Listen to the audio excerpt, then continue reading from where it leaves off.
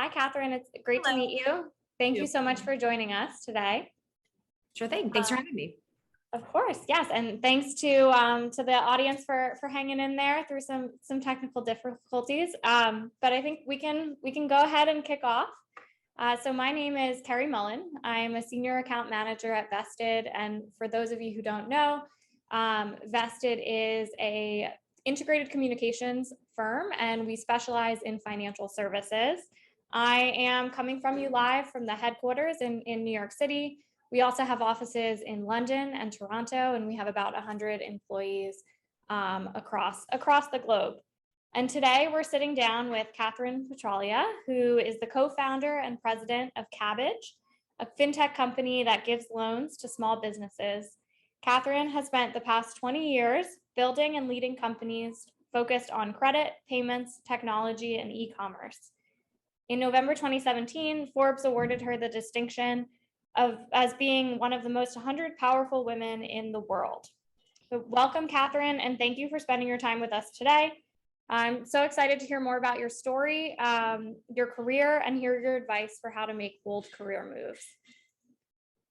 Thank you for having me. I'm excited to be here. Absolutely. Awesome. Well, to kick off our discussion, tell our audience more about Kabbage. What inspired you and your co-founders to launch the business in 2008? So my co-founder, Rob, actually had the idea for Kabbage, and the idea was based on an eBay API that he had been working with for a totally different business. And he and I had worked together in the past. We're actually on a patent together from 2005. I've been in fintech since the 90s, even though it wasn't called that then.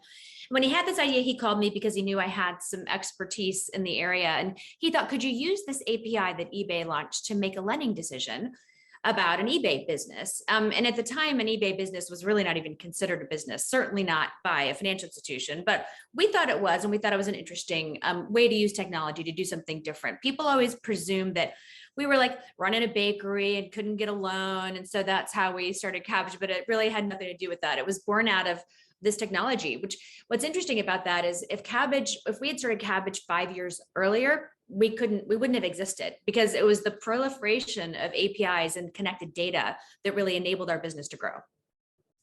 That's so phenomenal and fantastic. And we deal with a lot of fintechs. We have a lot of fintech clients and do work in automated lending space. So really, really interesting stuff. Now, Kathryn, I want to take a couple steps back. You and I have something in common.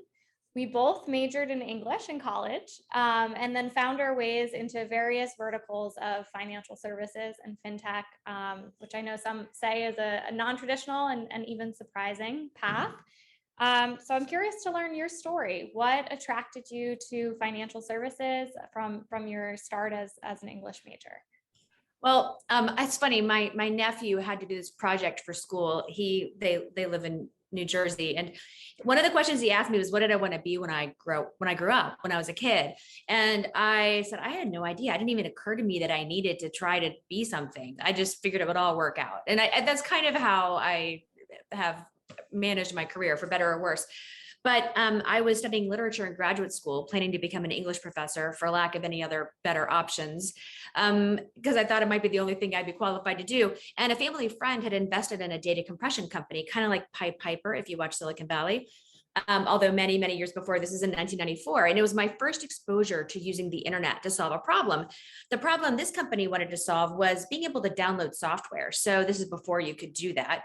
And the idea was it'd be better to download your Windows software update than to use 15 floppy disks, in order to get your Windows 95 booted up on your machine. And yeah, most of you aren't even old enough to remember doing that, but that's how it used to work. And so I thought that was really interesting. And I just was like, I don't think I want to be an English professor. I think I like this technology thing. And I just was lucky to have a sort of a boost into it. And some folks who funded my next business that I started. And I found my way into fintech, I guess, in the late 90s. So that's kind of how that happened. But the thing about an English major, my dad was an attorney. He was a philosophy major. My 21-year-old son is a music and philosophy major right now at Emory. So I don't think that it really means anything other than you learn how to communicate, and communication is important. I read and write every day. Absolutely. I think English majors get a bad rap, but I'm a big champion of the English major. I think, particularly being in communications, having those strong writing skills and being able to bring that forward every day is so important. So great to connect with someone else. Whenever I interview people who are English majors or journalism majors, I always ask them a question, which is, what's your favorite punctuation mark? Oh, that's a good one. Well, what is your favorite? Mine is a semicolon. Okay, nice. I'd have to pick M dash. I like that one as well. So both two that, continue the sentence. That's right. It's efficiency. Absolutely. Great. So what advice would you give college students and recent grads that are considering a similar path of, jumping outside of their field of study and looking to try something completely new? Well, especially if you're in school, internships pose a really interesting opportunity. I think you can get a job, you can get an internship with almost any major, but certainly a liberal arts major. I think there are probably a lot more opportunities because you can work across a whole business, maybe not in the engineering team, but in lots of other areas. When I was in college, I didn't even know there was such a thing as an internship. I just worked at the Gap in the summer. So I think that's like super amazing that people have access to this and they know about it and they pursue them. That's a really great way to do it. People also ask me often, like people who are recently graduating or about to graduate, should I go work for this really cool startup that I know, or should I get like a real job? And I think my answer to people, especially who are just new to the workforce, is get a real job. Get a job at a consulting firm or somewhere that's going to give you a lot of exposure to lots of different, parts of a business. I think that's really valuable. What we always said at Cabbage is, with a fast moving startup, it's a great place to work if you've learned how to work. It's a hard place to learn how to work because things are moving so fast. The other guidance I give people is take a finance class. I don't care if you're an English major or philosophy or art history, take a couple finance classes. It will really serve you well later in life.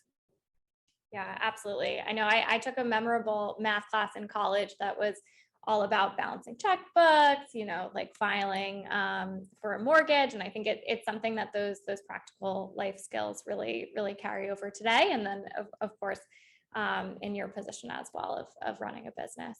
And business classes are super valuable. Learning what is a P&L, how do you manage expenses for a business? Those classes are really useful later. Absolutely. So I'm curious, your advice of getting some experience at an established business first, did you have that early in your career as well? Nope. Is that something, looking back, you might have liked to have that leg up?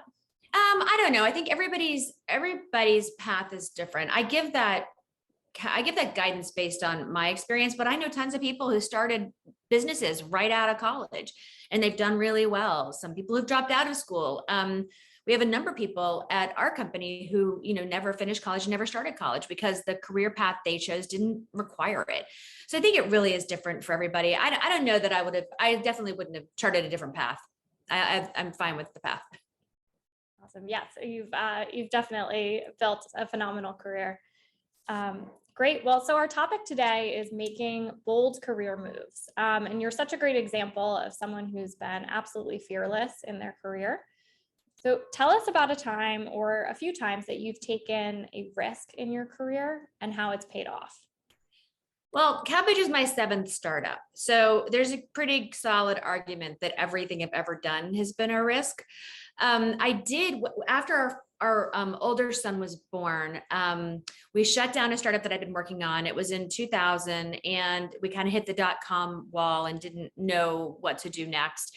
And didn't really have access to, I think, the venture capital that could have helped us continue to grow that business. So I had a newborn child, shutting down our startup. My husband has been an at-home parent for 21 years. And I went to go work for a real company and I did it for 7 years. It was a consumer credit card company. And I learned a lot there. So I learned all the operational components of how to, all the around payments and credit, which I think was really important. And it kind of supported my later career. That was really valuable, but was also kind of a safe thing to do. In a way that was kind of risky because it took me out of, all of the startups that I'd, been exposed to before and kind of put me in a different path. But I found my way out of there eventually. I think another risky decision that I made that's not exactly career related, but my husband and I decided to have another child about 7 years ago. So we have a 5-year-old, and doing that while, raising money and growing a startup, I would say that was probably pretty risky, but I was able to do it because I had a lot of support in the organization. Yeah, that's phenomenal. That's awesome. And I think there's so much now, such a conversation of balancing, what you really want in life with your career as well. So making that bold choice to have another kid is really phenomenal. Great. Well, the other thing, so on the topic of bold career moves as well, we're at a moment of time where people are switching jobs at just really fast rates. A lot of people are taking a step back and thinking about, what do I really want in my career? What do I want in my life? And how can my career get me there? So what is your take on this moment in time? People are calling it the Great Recession or the Great Hiring Spree. Have you reflected on what's happening in the workplace today? It's funny. I was just asked about this by a reporter earlier today. Everybody's like trying to figure out what the hell is going on. And I think it's a confluence of events. There have always been more new business starts during an economic downturn. It happens all the time. So I think that's part of it. There's just a natural course where businesses start up during times of turmoil, and that those businesses are founded by a lot of people who work for some of the companies that are, feeling this resignation. I think another component of it is that people are like, I like working from home. I hate commuting. It's a pain in the ass. It takes a long time and it really impacts my quality of life. I didn't know that it was really impacting my quality of life until there was a pandemic, but now it's important to me. So people are looking to jobs maybe that don't require them to be in an office because they don't want to deal with the commute. I think that's another component. I think the last thing is there's all this technology available that's allowing people to start businesses, whether it's an influencer and creator business where you can actually do it as a side hustle or a full-time job, or whether it's actually just, cutting the cord and starting a business. You can do that so much more easily now because there are all kinds of tools, whether it's financial tools to help you run your business, whether it's accepting payments, whether it's platforms that help you manage commerce and help you manage followers, or even marketing tools that help you find more customers. All of this is much easier to do now than it was 5 years ago even. So I think that confluence of events is what's driving this shift that we're seeing. Absolutely. And what's so interesting about where you sit at Kabbage and just in your career as well is that you're an entrepreneur, and Kabbage's target customer base are small businesses who are in many ways entrepreneurs as well. So how has that shared experience with your customer base influenced the way you built and ultimately run Kabbage? Maybe how you've empathized with new businesses that are starting during this time of transformation as well? Yeah, I wish I had this amazing answer to that question, because the answer is really, when we started Kabbage, again, it wasn't because we were running a muffin shop. It was really because we were interested in the technology. And so I didn't really understand how, number one, necessary this is for small businesses. And number two, how important small businesses are to our overall economy. And so what a happy coincidence, what an amazing outcome that we discovered pretty early on that we were doing something that was not just, interesting to us, but also really important to our customers. And being able to do well and good at the same time is not something that I think you often experience in life. So I think, talking to customers who have told us how grateful they are for the product and the platform over time has really helped us understand that it's important put ourselves in the mindset of the customer. And so I would say probably 5 or 6 years ago, we really began doing that much more, so that every decision we made, it was all around, is this better for the customer? And all the products that we've built over time in this sort of ecosystem for cash flow management that we developed was all intended to reduce the time that businesses are spending managing their finances, and also reduce the fees that they pay in doing so. So, if it's a better outcome for our customer, it's always a better outcome for us. Yeah, that's awesome. And so you talked about supporting small businesses, and I think these past few years that's been so important. I know Kabbage was a leader in providing PPP loans to small businesses during the pandemic. So tell us a little bit about what your team was able to accomplish during that really intense period of where small businesses needed relief. It was really intense. It's interesting. If you talk to our team, everybody was it drained all of us incredibly. But by the same time, we were really energized by it. And I think we all miss it a little bit. I mean, I don't know that we slept. My favorite story to tell is our architect, our engineering architect. He kept a WebEx open 24/7 so that engineers could come together and, answer questions and solve problems. And one morning, somebody came into the room and they saw Clint lying on the floor sleeping. And they were like, what do we do? Do we wake him up? I mean, that's what it was like. We were sleeping next to, I took phone calls in the shower. Like, it was ridiculous. It was so incredibly busy.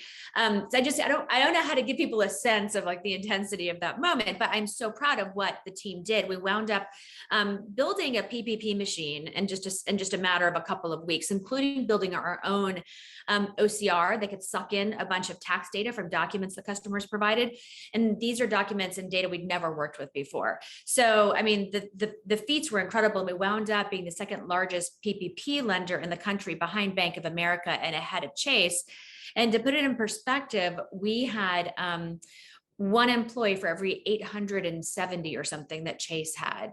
And the only reason we were able to serve so many small businesses was because we automated it. And it's actually the reason that the Small Business Administration really asked fintechs to come in, companies like Square and Cabbage and PayPal, to serve this population, because they knew small businesses wouldn't be served by large banks. Not because those banks are mean and don't want to help them, but just because they didn't have the platform to do it rapidly and to serve the smallest of the small.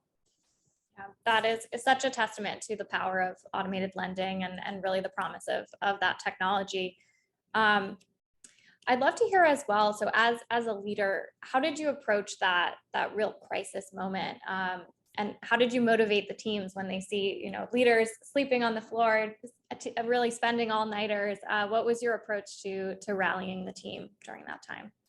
I'll tell you, everybody, we had people who didn't fall through the automated. About 90% of the people probably had an automated PPP experience. 10% did not. That's a lot of humans. So we, as humans, had to go in and look at every application, and they built a tool to enable that to happen quickly. But I was doing it too. Like, in my free time, anytime I wasn't in a meeting, I was literally in there clicking next in the machine to see like what account I could review next. And everybody was doing that. And I think there were two things: seeing that their leaders were part of that process too. They would see my name when they went in to look at it, an account that I had reviewed. I think there was something to leading by example. We also had, well, on top of that, there was just a lot of satisfaction you got every time you hit next, because you knew that there was a good chance that business was going to get access to their capital. And keep in mind, it was like very uncertain times. The market was a disaster. We had no idea what was going to happen next. We're in lockdown. It was like just a totally different experience. And I think it's hard for us to remember really what that was like and what the uncertainty was like. But the other thing that we did that was wound up being really useful is we got our leadership team together 3 times a day to talk about where we were and what were the issues, what was happening. And that was super useful, because it just accelerated our ability to make decisions and to push through some of the obstacles that we had. So we would talk at like 8 in the morning, 2 in the afternoon, and 10 at night every day. And that sounds like insane hours, but that's just what we had to do. I think people liked the idea that there were people they could talk to and they were all in it together. That's awesome. And you spoke about leading by example, and that's something we talk a lot about at Vested, the concept of servant leadership, of, regardless of title level, people pitching in, really doing the hard work. and leading by example. And I think it is a real powerful motivator to see leaders working side by side with the teammates. Terrific. Well, it's been a busy few years for Kabbage, to say the least. I know American Express recently closed the acquisition of Kabbage as well. Could you talk a little bit about the process of leading the team through that acquisition as well? When we started the conversations with American Express, it was in March of 2020. So again, super uncertain times. We didn't know that there was going to be a PPP. We didn't know what was going to happen next. We're serving small businesses largely. We had some other products, but the bulk of our business, our revenue came from small business lending. And so we were pretty terrified about what was going to happen next. We didn't know what might happen to the business. And so we started talking to our friends at American Express. We've known them for a really long time. And that's how that started. Our senior leadership team was part of a lot of the conversations because due diligence is pretty intense and it takes a long time. It was interesting. By the time we were getting ready to sign the term sheet, we were in a much different position. We'd come out on the other side. We had generated revenue through the PPP program. Our customers who had borrowed from us previously were beginning to pay us back. So things were looking a lot better. And then you're making a decision, is this something I want to do? Is this, do I need to sell this business? Is this the right decision? And I think everybody was really excited and energized by the opportunity to join up with a well-established, very well-respected company like American Express that also serves small businesses. And I think the fact that we were exposed to a lot of them, that their culture was, similarly focused on customers and on colleagues and on community, I think that resonated with the team. And I think we had also come through a really, really hard time, and everybody was kind of happy to pull the ship into a dock, right? I think that was needed, much needed by everyone. Absolutely. And you mentioned culture and maintaining that cultural fit with American Express. And I think one thing that really comes through on Cabbage's website and in employee testimonials is really how strong that culture is. One phrase that stuck out to me on the website is that the team maintains a high laughter quotient. Through all the hard work, laughter is really a driving force. I love that phrase as a copywriter, and then also I think it's a great example of what makes a good culture work. Could you talk a little bit about how you set that tone and look to build a strong culture within the team? It's interesting. Culture people have a lot of different ideas about what culture is. And for us, culture is it's created by the people. We didn't read a book that said, okay, get a ping pong table, check, get a keg, check, let dogs in the office, check. It turns out that our teammates like to play ping pong and bring their dogs to work and drink beer. So that's just a natural outgrowth of what the people who work here want to do. And I think that's what culture is. It's not, you see these, large banks and they'll do an innovation lab or innovation center, and they get a tiny little fridge with a 6-pack of beer in it and the ping pong table, and they wear jeans and, Patagonia vests. And they're like, okay, culture done. Now we've got a, technology incubation lab. So I think it really is important. Right before this call, this meeting, this interview, I was performing an interview for an employee. I still talk to everybody who joins the team, and that's something we've been doing for a really long time. And it's important because we want to make sure that the people who are joining are really self-aware and they are comfortable being themselves, and that they understand their strengths and weaknesses. And so I have no idea if they're good at their jobs. I've never done most of their jobs before, but I'm a pretty good judge of whether or not they're comfortable being themselves. Yeah, that's great. And to the other side of that equation of people interviewing, what advice would you give them as they're evaluating if a company is a cultural fit and will be a good environment for them? The interview process is really important. I think that the most important thing is to ask questions that will get answers. And if people are unwilling to answer your questions, that's an interesting sign. But make sure that you ask questions that the answers will reflect what's important to you and allow you to make a good decision about whether that is a good fit. the company has to be a good fit for you as much as you have to be a good fit for the company. So it's hard, I think, sometimes when there's a company you really want to work for, you're super excited, you go through the interview process, you've been pumped up about it for a while, but then you're like, something just doesn't seem right about this, but you still, like, the momentum pushes you through to taking a job that maybe doesn't make you happy. So if like a little voice in your head says, I'm not sure that this is a good fit, listen to the voice. Absolutely. And many people in our audience are in their 20s and 30s, so really early stages in their career, and could be thinking through, what are the next best steps for them. What advice would you give them to think about how to advance their careers, increase their salaries, and really propel their career forward? Well, there's this trend. It started on the West Coast, and it's this term called laddering. And it means that you basically take a job at a small company that's probably a stretch job, and then you do that for 2 years. And then you go to a bigger company to sort of validate that you know how to do that job. Then you do that for 2 years, then you go to a startup and you get a harder job that's a stretch, and you keep going back and forth. And so, I mean, that's a way to grow in your career. It just depends on what you're looking for. Do you want to be part of a community and part of a company and grow within that company? Or are you just on the money train to make as much money as you possibly can? Those are both reasonable things. You just have to know what's important to you. It's true that it does take longer to move up in your career when you stay at the same company for a long time. It just is. It's just harder. But I think it's important to recognize that when you're at a small company that's growing really rapidly, you're learning a lot. And so even though you may not be as compensated as quickly as you might if you change jobs all the time, your experience and the learnings that you get from managing through high growth is a lot like getting a promotion in and of itself. So I think you really have to figure out what's important to you first, and then make your decisions from there. I'm always happy when people come to me and say, okay, I'm leaving, I took another job doing X. A lot of times people come to us and say, I'm leaving because I'm starting my own business, and that's pretty exciting.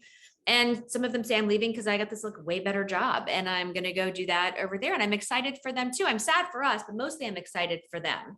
And so make sure wherever you're working, you work for a place that thinks that what you value is very important and potentially more important than what I value. Absolutely. And I think that goes back to your earlier point about, deciding between startups or an established company, and the advice to start in an established company to learn. I think people early in their careers, it's all about learning. It's getting the most exposure to different personalities and topics, and really encountering challenges. What would you say, for people who are starting in that established company? What are the skills that you'd recommend they really hone into early in their career? I'm going to say writing and communication. There's nothing worse than receiving emails or texts even from people who are sorry, do I need to stop? Okay. All good. Okay. And then where there's a lot of grammar mistakes, poorly written communication is really a struggle. I probably care about it more than most people. Everybody around here knows that it's important to me. But I think understanding how to communicate succinctly is really important too, not just written, concise correspondence, but you need to learn how to formulate a thought and communicate it in as few words as possible, because frankly, everybody has a short attention span. So I think that's a really important skill. Outside of that, understanding how to, and it's back to communication, understanding how to communicate your plans in a deck. I hate saying that. I really am so tired of decks, like desperately tired of them. But figure out how you can, if you're going to have a meeting, if you're going to host a meeting, if you're running a meeting, figure out how you can use tools like a deck to create conversation and guide the conversation so that there's an outcome at the end. Meetings for the sake of meetings are terrible. Good meetings that have good content and have outcomes are really important. And it gets back to being able to communicate to people what the goal is of the conversation and what you hope the outcome is going to be. I mentioned this earlier, basic knowledge of financials is really important. So just do a Linda learning class, whatever it is on LinkedIn. Just go somewhere and take a couple finance classes and just become familiar with the language. That's really, really important. The idea that there's this common lexicon that is used in an organization is really important. If you find yourself not being familiar with the lexicon, figure out what's missing and go learn it. That's really, really important, because you don't want to sit in a meeting with a bunch of 3-letter acronyms and you never know what they're talking about. It's really hard to advance when you don't understand the business itself. So that's a good start. Yeah, absolutely. And speaking of learning, have you invested in your own professional development throughout your career? Are there specific courses that were memorable for you, or different milestones there? I think because I've generally been at startups, even the established safe company that I went to was super, super small when I joined. So I don't think I've had that luxury. And I don't think those tools were available to me. I'm 51. So, by the time online learning resources were available, I was already pretty old. So I feel like I've done a lot of my learning on the fly, on the job, and that's a totally fine way to learn. I just think there are a lot of tools that can help get you to a baseline way faster than I did. So that's the reason, I guess, because I didn't do that. That's the reason I give that counsel. That's good advice. Great. Well, so switching gears a little bit, I would love to ask more about your co-founders as well. So what do you really value in professional partnerships, and thinking about, back to the decision of partnering with your co-founders? What really led into that? Someone just asked me this question earlier today. They asked me a different question that is the same answer I'm going to give you, I guess. Their question was, what advice would you give to a tech founder who's just getting started? My answer was get a partner. Like, it's really important to have people off of whom you can bounce ideas, people who provide a different point of view, people who have skills that you don't have. So if you think about me and Rob Frowen, my co-founder, and Mark Gorlin was our third co-founder, we all had really different experiences. Rob was an attorney by background, but he had been an entrepreneur as well from the time he was like a kid. He's the idea guy. He always has these really interesting, some of them are terrible ideas, but most of them are pretty interesting ideas. And so I think it's really important to balance that out. I had the fintech experience and the operational knowledge of how do you, start a business like this? What are all the things that you need at your disposal? Mark was an amazing fundraiser. We would never have gotten off the ground without him and his network and his expertise there. So between the three of us, we really kind of made up a pretty decent leader. And it's important, I think, to recognize that you don't know everything, and that, you need to get some help. If a co-founder is not an option for you, then another good option is to reach in your network for an advisor, just someone you can talk to, because it's really, really lonely to do it by yourself. Yeah, that's such a valuable point, that being an entrepreneur doesn't mean doing it alone and, taking you against the world, doing everything by yourself. I think it's something that definitely people early in their career have to learn the value of really building those networks and partnering with people, because it's definitely a beneficial relationship. It's great. Excellent. Similarly, what role has mentorships played throughout your career? Have you had any standout mentors that really were influential? Yes. I'll tell you a story about one of them. And he's the family friend that got me involved with that data compression company in the early 90s. He called me up to help because he was like, technology, don't you? And I was like, well, I have a computer, but that's about the extent of it.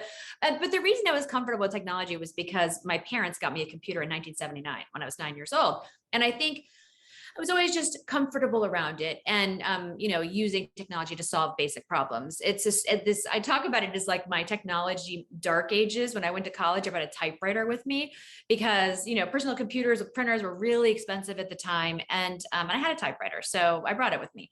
But generally, I've always been around technology. So Jeff says, hey, can you help me with this data compression company? He always told me a lot of stories. And one of the ones that stands out to me is he started off in Equifax in the mailroom in like the 40s with a college degree, and he worked his way up to CEO. And the way it really happened was during the 70s, he was approached by IBM, and they said, and he was a CEO of Equifax, a credit reporting agency. Back in the 70s, there wasn't like an agency. There were all these little local agencies, and they would like mail each other papers that they would use to update what people's payment behavior was. I mean, that's like, it was a highly manual process. And IBM said, hey, we want to test something with you. We'd like to automate this whole credit reporting thing. And Jeff's like, that's a good idea. So he goes to his bosses and he's like, I want to do this thing with IBM. And they're like, absolutely not. That's the dumbest thing we've ever heard. And he bootstrapped it. He found money in his budget to pay for it. He got IBM to pay for some of it, and he wound up automating the credit reporting industry and yada, yada, yada. He was the CEO for a long time and was very, very beloved. So I think the idea that you need to, if you think something is really important, you just figure it out and you just keep going and you just keep doing, as they would say in Frozen, the next right thing. I think that is what I learned from him, which was really, really special. And I think it's guided me. He died a number of years ago. I think young people, I know I sound like get off my lawn, but people are younger than I am. I think people who are younger than I am have a great advantage in the internet, in social media and social networks that give you access to people. You can ask questions, you can be your mentor. I didn't have that in the 90s and, the early 2000s. LinkedIn was brand new. And I think what's really amazing about young professionals today is they seek out those mentorships. People contact me all the time on LinkedIn. They're like, you don't know me, but I want to start a business and I have questions. Or, hey, I really want to know what it's like for you to be a woman in technology or a woman in financial services. And I try to respond to as many of them as humanly possible, because I think it's really special that they're willing to put themselves out there like that. And I want to help. Yeah. And that Frozen quote of doing the next right thing. I think that's powerful advice for people to think about too, as they're building their careers. I think there can be this pressure of, you have to have it all mapped out and know exactly what one step will lead to the next and where you'll be, 25 years down the line. So looking back on your career, did you have a roadmap, or are you surprised with kind of where you are now? Did you see this coming at various points throughout your career? Nope, never had a roadmap. I really just keep finding myself working with people I respect on things that are interesting. And I'm just fortunate that I've only ever had one interview in my whole career. And because I've always just worked with people that I knew, in some other way, through some other experience. I am not a map charter from a career perspective at all. And people always ask me that question, like, would you ever have imagined what Cabbage was going to be at this point? Or what did you think it was going to be? I was like, I wasn't thinking about that at all. I was thinking about the next fire I have to put out, because there are just constant fires when you are an entrepreneur, and you just have to focus on that. If you spend all your time thinking about what you want things to be, that can distract you from thinking about what's happening right now. And I'm a very in it right now kind of person. My sister's an epidemiologist at the CDC. She has her path very charted. Like, I get my MPH here, I get my PhD here, and I take this job. And and my sister-in-law, who's an attorney, she has the same exact thing. They have like these very clear plans, which I think is really amazing and admirable. I just never had that. Yeah, that's funny. I think to that point, I know you started a new venture relatively recently as well. Drum is the newer venture. What inspired you to start a new venture, to start something, at the same time as Kabbage, and just thinking about the career path as well of running two startups at once? Well, I think this is kind of a luxury you get when you have a co-founder, is you can do lots of stuff. But as per usual, Drum was Rob's idea, and it really pivoted a lot. People always talk about like the pivots of Kabbage. Kabbage never really pivoted. We started out making loans to eBay sellers, and we still do that. We just kept building these concentric circles around the business that, expanded, I would guess, our purview. When it came to Drum, it started as a tool for gig economy workers to help small businesses get more customers. And that was a really, relevant and meaningful thing in 2019. But in March of 2020, all of that changed when, in-person events and interactions kind of ended. And so it was really interesting to try to figure out product market fit. That's always the first thing you want. We were incredibly spoiled at Kabbage because money is always the easiest product market fit. When you're giving people money, they want it, they need it. It's just figuring out how to do it in a way that's, safe, and you want to get most of it back.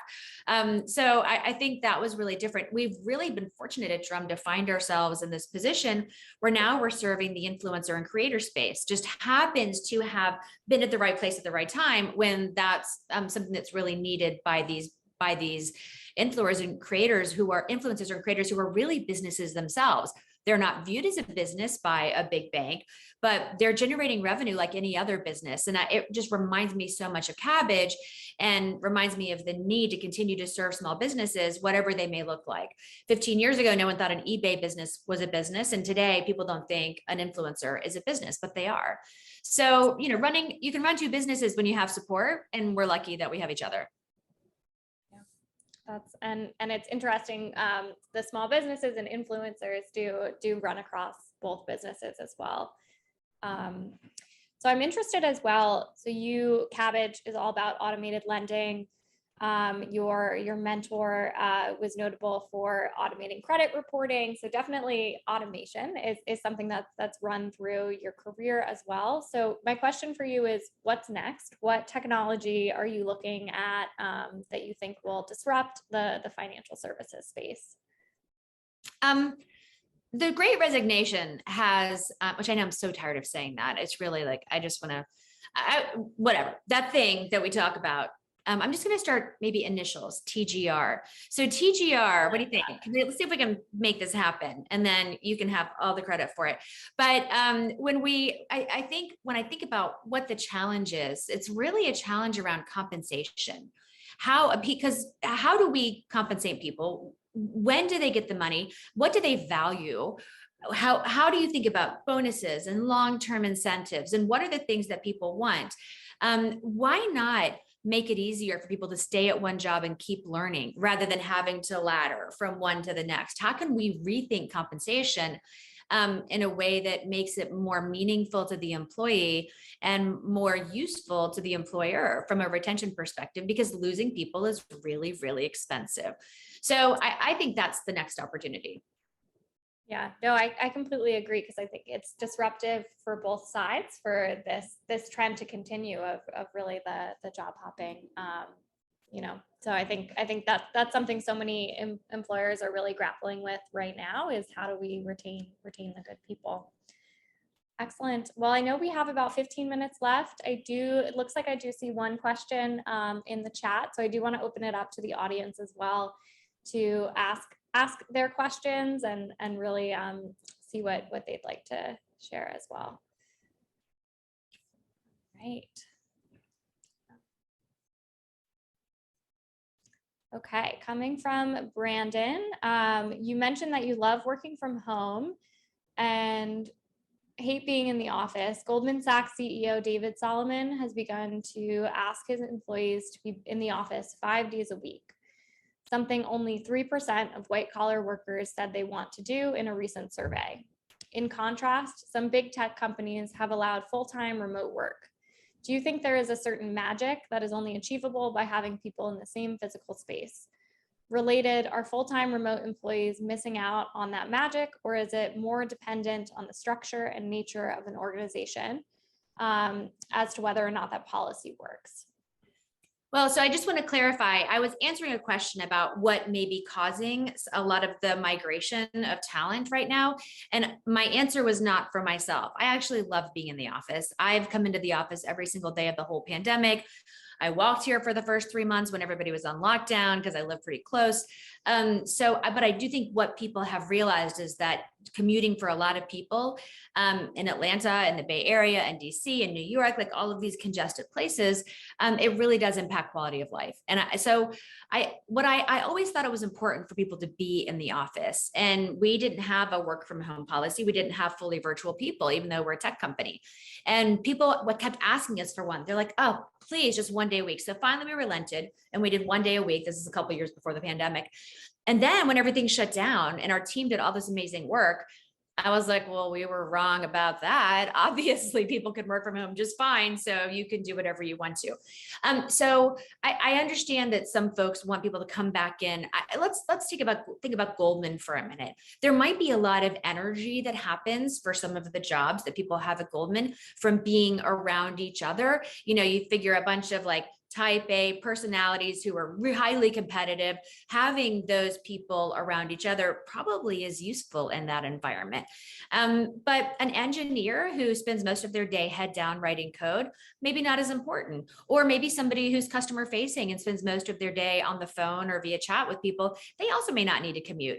And they probably are, in those people in particular, like what I would call the high volume, high velocity jobs, who are customer facing, those are usually the lower compensated jobs where a commute is even more expensive for them than for other people as a percentage of their total salary. So I think there's a lot of value in figuring out what is the right role. I advise several companies that have started during the pandemic and have been fully remote the whole time. And I do ask the question, I'm like, what's it like to build a culture totally remotely when you don't have the advantage of the chit chat at the water cooler or the keg or whatever it is? I mean, I think you just have to work harder at it. I think you have to be together sometimes. I think it's important to get to know people together sometimes. Working from home 3 or 4 days a week is totally fine for me. I think you just have to coordinate that everybody's together at the same time. Because if you go to the office and you're just doing a bunch of Zoom meetings all day, then you might as well just do that from home. So you just have to have a coordinated effort that's very structured, where there's intentional time together. And I think that works. Yeah. And I think that's so smart too, to think about jobs functionally. And, when are those moments where it makes sense to come together and really there is better work as a result of it. I know that that's something Vested has been doing a lot of too, is bringing people together in intentional ways. I think the social aspect is a big part of that. We had a nice happy hour last night and all of these types of things, but it really does help to have that foundation to build on. Great. Awesome. I see a couple more questions as well. What advice would you give to someone who is considering leaving their corporate job to become an entrepreneur? Well, I think actually the words in here are very important, leaving their corporate job. If you are starting a company that's going to require capital, you're going to look to investors. They're really going to make sure that you're doing it all the time. So if you want to start a company and you want to get investors, you need to leave your job. So it's really hard to do it part-time, and it's going to be hard to find people who want to invest in that. But if you're thinking of doing it, my other recommendation is talk to a lot of people, get a pitch deck together for your business and just start pitching it to people and see what they say. Some people are going to hate it. Some people are going to like it. Talk to your mom and your sister and your dog, and also talk to your best friend and talk to your old boss, whomever you want. Make sure you have a diverse population. And remember, there's the human condition, for some reason, has conferred upon us this belief that if you say something critical, you're smarter than if you say something supportive. So remember that people are naturally inclined to be critical, and don't take it personally. And ask questions to get more information from them about why they think that. But don't be surprised if when you tell 10 people about your business idea, most of them try to find problems with it rather than help support it. And it's not because they're mean people, it's because humans just do that. Yeah, that's such an interesting perspective too. I think, that people are trying to add value with their constructive criticism, but that it is human nature. Excellent. I saw a question from Amelia as well. You clearly have a great entrepreneurial spirit. For how long do you envision yourself working? Do you think you'll ever stop, or really does it look like you're going to keep going forever? I think it's important to keep going in something. I'm involved in a lot of other, I'm on several boards, and I'm on a nonprofit board that takes a lot of my time, more than you would think for a nonprofit. And I'm going to plug it. It's called CARE. It's a 75-year-old humanitarian organization that supports women and children and families around the world, largely in the global South. But they're doing relief efforts in Ukraine right now, and in Poland to support Ukrainian refugees. They're in Afghanistan and Syria and all the places you might expect. And it's really incredibly humbling to be around people who are doing this work all the time. I think that's work. Like, I don't necessarily have to work for money forever, but I want to be working on things that are important. And there's a theme to all of the boards on which I serve, which is there's a social impact, whether it's Pad Split based in Atlanta that helps take people out of homelessness to get them affordable workforce housing, whether it's Tricolor, who works in the Southwest to get affordable auto loans to largely the Hispanic market. These are all important things that improve the quality of people's life. And as long as I can be part of that and be helpful, I want to do that, because also your brain kind of atrophies if you don't keep it busy. So I can't imagine ever just like sitting on a sun chair somewhere with an umbrella drink for the rest of my life. That doesn't sound fun. Absolutely. So you mentioned two of the nonprofits you're involved in are based in Atlanta, which I know is where you live right now. How long have you been living in Atlanta and part of that community? Just to clarify, Pad Split is a for-profit organization. They actually make money helping people get out of homelessness, which is super exciting. I like it when people can do well and good at the same time. I love Atlanta. I've been here for 30 years. I think it's an amazing city. People, I say a lot. I live about 10 miles away from Georgia, because Atlanta has its own, kind of ecosystem that doesn't feel like you're in the deep South, even though you are. And not there's anything wrong with the deep South. My family's been in the deep South for 330 years, I discovered from ancestry.com, which was an interesting discovery. And I think what's great about Atlanta is that it's got a lot of diversity. It's a major fintech hub. 80%, maybe even more now, of all electronic payment transactions that happen in the US flow through Atlanta-based companies. It is a great place to hire. It's a beautiful city with lots of fun things to do around. The weather is nice. I grew up in Florida, so I find this to be a relief from that. It's probably a little hot here in the summer. I just think people are friendly. I just think it's lovely. I love this place. And I would consider living somewhere else, but it would have to be pretty amazing. That's awesome. I'm seeing another question from Gabby. Do you have any advice for women in technology, specifically in emerging areas that are dominated by men? All technology is dominated by men. Like almost all of it. I never even noticed it for a long time. And I feel like I did a terrible job of advocating for women for most of my career because I didn't really think about it. It just didn't occur to me. I just happened to be in two industries at the same time that are incredibly male dominated. And so I remember sitting in an event and there was a woman who was the CEO of OpenTable. She was giving a TED type talk on the hashtag Me Too movement.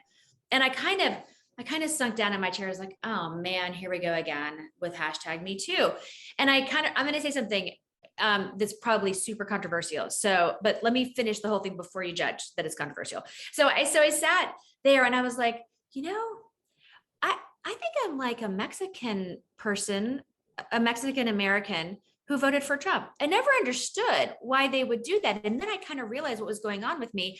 I was like, I worked really hard to get where I am. And I fought all these fights and I just persevered despite the fact that I was, a minority as a woman in this particular industry.